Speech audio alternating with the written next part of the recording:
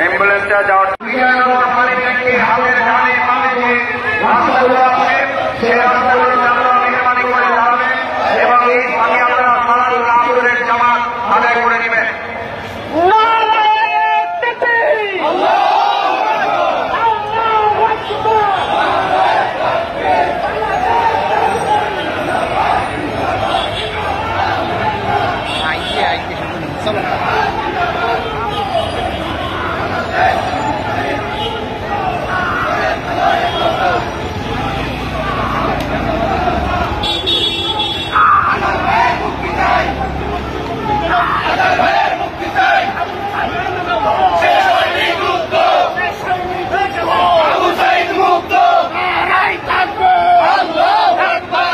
অবস্থান করছেন, যারা মসজিদের কাছাকাছি অবস্থান করছেন